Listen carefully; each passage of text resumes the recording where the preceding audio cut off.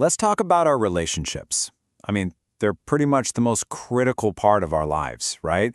But what if I told you there's actually a science to making them better? Today, we are going to unpack the psychology that can genuinely help you build stronger, happier connections, not just in your love life, but everywhere. All right, so let's just dive right into the big one, the question we've all asked ourselves.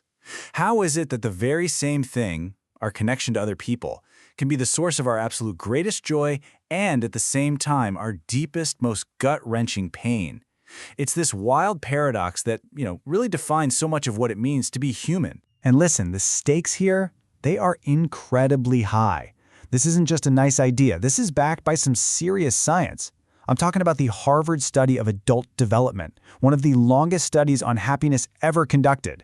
Think about it. For over 80 years, they followed thousands of people, and their number one finding was just undeniable. It wasn't about money. It wasn't about fame. The single biggest thing that predicted a long, happy, satisfying life, it was the quality of their close relationships, period. Okay, so if relationships are that important, you gotta ask, right? Where's the user manual? Well, it turns out there kinda is one. It's the science of connection itself, and we can totally use it as a practical, hands-on guide for navigating, well, all of our interactions. So what are we talking about here? In simple terms, this is the science of how we interact with each other. It really digs into the mechanics of our bonds, what makes us click, what drives us apart, and the absolute bedrock of trust that holds the whole thing together. Now, this whole science really boils down to just a few core ideas you need to know. First, our attachment styles. Think of them like personal blueprints for relationships. Then you've got conflict patterns. Those habits we all fall into, of course, are the fundamental rules of trust, and even the cultural context we live in, which shapes all of our expectations. Let's start with attachment styles, because this one is super personal. We all develop one based on our earliest experiences in life, and believe it or not, it dramatically shapes how we show up in our relationships today. So the real question is, what's yours? So it generally breaks down into these three main types. If you have a secure style, you're pretty comfortable with both intimacy and being on your own. If you're more anxious, you might really crave that closeness, but constantly worry if your partner truly loves you. And then there's the avoidance style, where you value independence so much that getting too close can feel, well, pretty uncomfortable. Just knowing which way you lean is a massive first step. So why does any of this matter? Because getting this stuff right isn't just some academic exercise. It's like unlocking a real-life superpower. And the benefits are actually pretty surprising, stretching into every single part of your life. Let's talk mental health for a second. How big of a difference do strong relationships really make? Well, research shows that people with solid, supportive connections are up to 50% less likely to experience depression. That's a huge impact. And it's directly tied to the quality of our bonds with others. And get this, it's not about avoiding fights, it's about learning how to handle them when they happen. The groundbreaking work by researcher John Gottman found that couples who just learned some basic skills for managing conflict are 35% less likely to get divorced. This isn't magic, it's a skill you can learn, and the payoff is gigantic. And this superpower, it follows you right into the office. Seriously. When your home life and your relationships are stable, you're just less emotionally reactive. It helps quiet down that fight-or-flight response in your brain, which lets the logical, decision-making part take the wheel.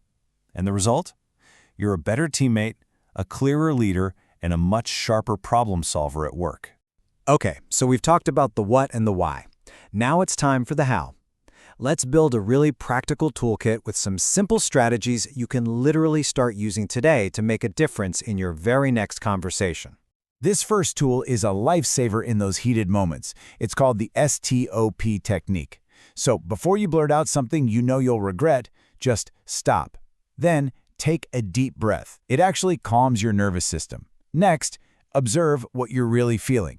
Is it just anger, or is it actually hurt, or maybe fear underneath? Then, and only then, you proceed with a thoughtful response, not just an impulsive reaction. This next tool is a total game changer, switching from you statements to I statements. A you statement like "you never listen" is basically an attack, right? It immediately puts the other person on the defensive. But an I statement like, I feel unheard, is, well, it's just a fact about your own experience. Nobody can argue with how you feel. It opens the door for a real conversation instead of just another fight. And we can add a few more things to our kit. There's active listening. That means summarizing what you think you heard to show you're actually getting it. There's collaborative problem solving, which turns you and the other person from opponents into teammates trying to solve the same issue.